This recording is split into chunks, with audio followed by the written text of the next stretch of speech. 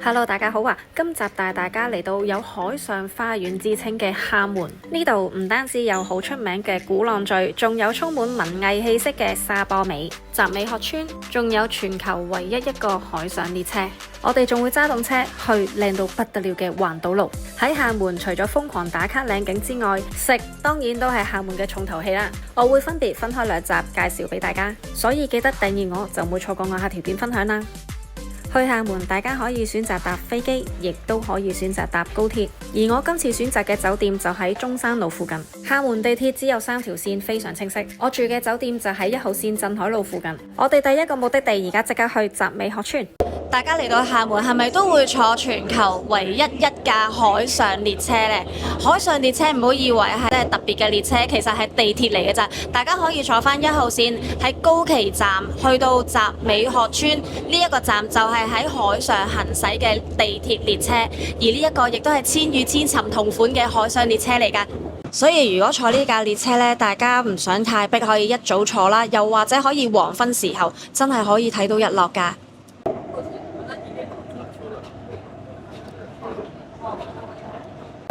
平時我哋過海係隧道，我哋真係喺海上行駛，兩邊都可以望海㗎。去集美學村，我哋喺2號出，喺地鐵站過對面馬路，見到紅色呢一座，其實嗰邊一捺就已經係屬於集美學村㗎啦，好方便啊！嗱，呢度就係頭先我哋地鐵站出口咯，地鐵站。記得要行返過嚟，沿路已經係會有人問你租唔租車㗎啦。一出門已經有個姨姨問25蚊3個鐘啊，而家都係6蚊，頭先嗰個5蚊添。不過呢個好似新淨啲。我哋出發啦！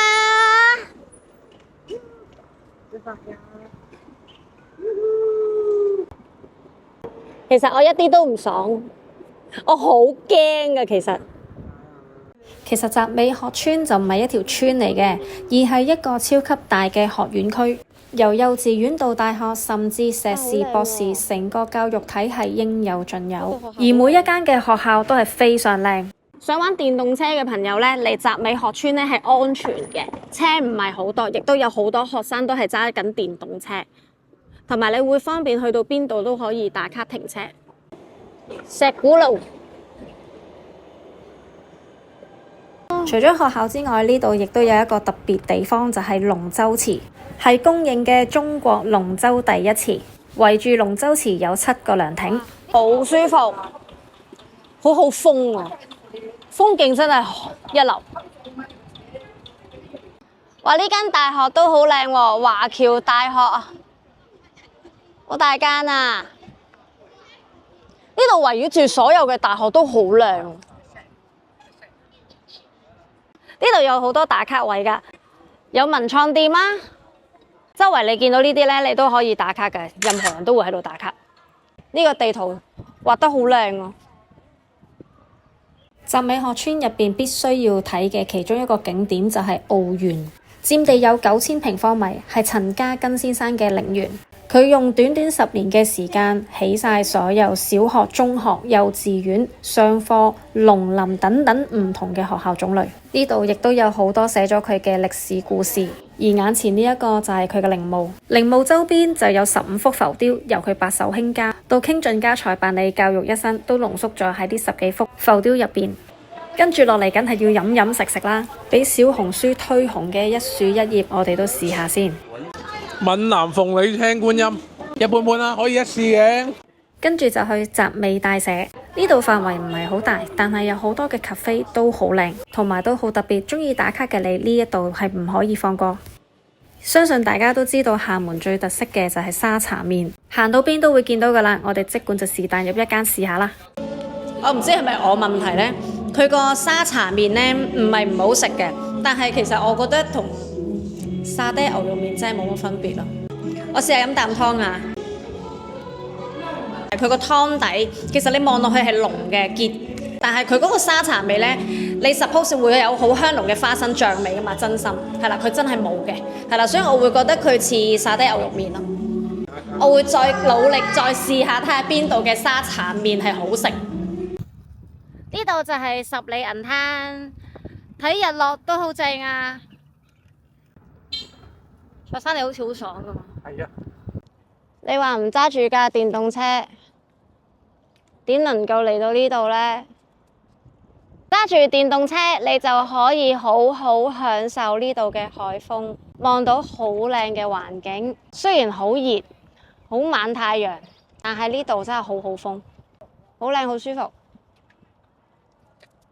短短2個鐘，我哋已經曬到黑炭咁啦。我哋而家出返去地鐵站搭返車落去廈門大學嘅環島路。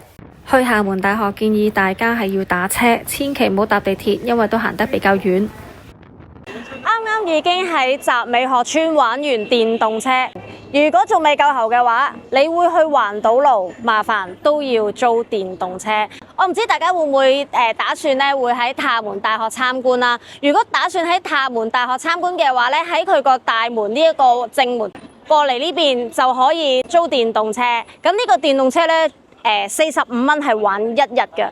45蚊玩1日非常之抵，環島路必須要電動車，又或者係單車。如果你就咁行呢，我相信你係成條環島路係真係行唔到嘅，因為真係都幾遠下，千祈唔好步行啦。咁我哋而家就上呢一架電動車，但係如果驚唔識路嘅話呢，就可以好似蔡生咁啦，其實可以喺個高德度照住個地圖就得噶啦，去住個地圖行嘅啫。咁我哋上車啦。環島路同埋集美學村係2個唔同嘅風格。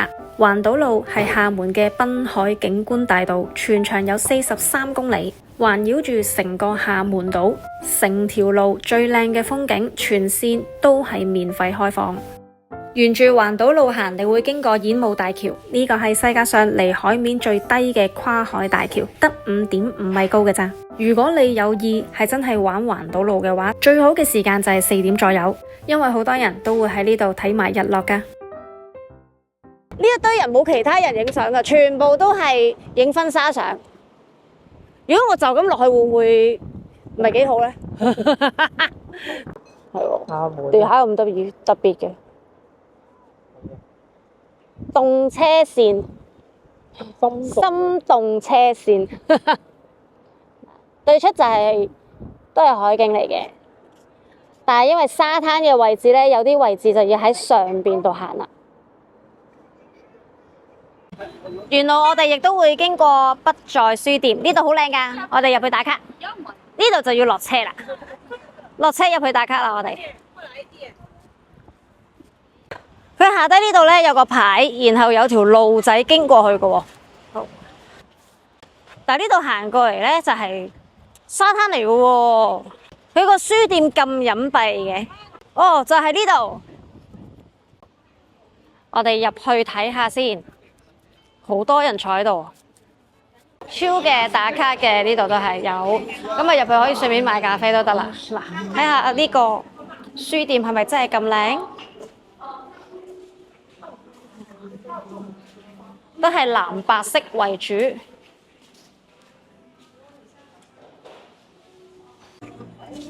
呢個位置值得大家落車落嚟飲杯咖啡，食件 cake，休息一陣。非常多人喺度等緊睇日落啊！喺呢個位置，大家有機會呢，可以睇到環島路嘅白海豚㗎。沿路我哋仲會見到媽祖像。隔籬就係媽祖文化館，吹到頭髮亂了。終於等到日落時間啦，真係好靚啊！絕對唔係誇張，呢度真係非常之多人。知唔知咁多人點解啊？等佢開燈。係啦，就係等雙子塔開燈。睇完日落，我哋而家去還車，跟住之後就步行去沙坡尾。去沙坡尾途中見到呢一間沙茶麵，聲稱自己沒有分店，所以我哋特登入去試下。我哋叫咗聲稱喺廈門必定要食嘅姜母鴨、沙茶麵、五香卷。我覺得呢一間嘅沙茶湯底呢係香好多嘅，淨係聞落去呢就已經係好香，同埋佢嗰個花生醬味係好濃，好突出啊！係嘛？我真係香過今日晏晝嗰間好多喎，呢個好好多。呢個係五香卷，咁五香卷係咩嚟㗎？豬肉，香豬肉卷啊！冇錯，幾有豬肉香味。佢好多髀喎，好勁嘅香薑味，OK，香濃。係啊，有薑味。好腍啊！我想講咧，佢腍到好似人哋燉完湯咁啊，好好味呢個。跟住我哋就嚟到廈門文藝地標嘅沙坡尾，呢度地方唔係好大，但係都有好多地道小食。雖然我哋啱啱食飽，但係都叫啲小食同埋雪糕，好似呢個榴蓮糯米糍就非常好食啦。呢度仲有好多咖啡同埋手工雪糕，我哋就試咗呢個一蘭豆腐雪糕，但係就真係麻麻地啦，因為完全感覺唔到有豆腐味啊。仲有即叫即整嘅真空薑母鴨，真係真空包裝，方便帶走㗎。見到有間梅子酒好特別嗱，雖然我唔知佢係擺設啦定係真嘅，但係好壯觀咯。哇！前面眼見仲有見到有好多嘅梅酒係可以試添喎。嗱呢邊都有喎。全部都係梅酒嚟㗎，不過唔同嘅味道，仲有菠蘿酒喎。有咁多款酒真係好想試，我想試嘅係菠蘿味同埋碧螺春。它會有香料的味道在裡邊，7度的直接。Thank you。這個10度。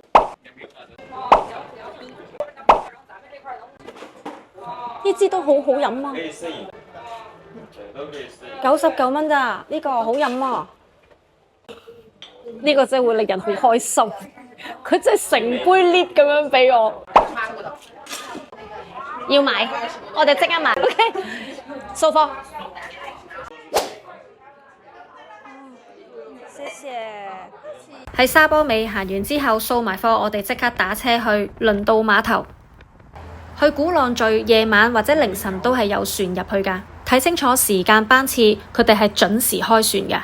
費用每位來回35蚊。我哋咁夜過去，純粹諗住睇夜景同埋到此一遊，行個圈。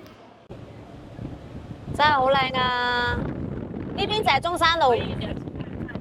成個船程只係5分鐘㗎咋，大家要好好把握影相啊！而遠少少嗰度呢，就係雙子塔。所以其實呢，你喺雙子塔望返去鼓浪嶼呢，其實好近嘅啫。大家唔好覺得35蚊來回一個人呢好似好貴咁，但係喺呢一個位置望返去中山路對面呢邊係，我想講好靚，但係佢熄晒燈，我真係笑咗。我本身想話俾大家聽呢，35蚊過嚟呢其實都 OK 嘅，大家喺度睇夜景啦。但係呢，我想講嘅時候呢，對面已經熄晒燈。熄晒燈咯，係一排一齊熄晒燈咯。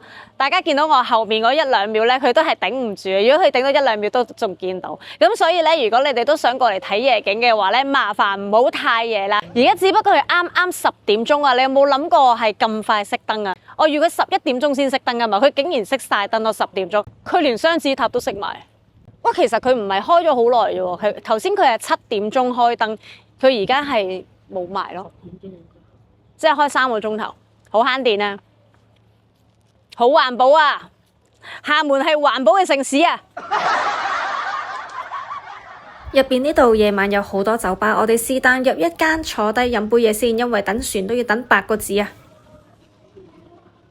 下一集廈門，我除咗會帶大家去景點之外，仲會去中山路繼續飲飲食食。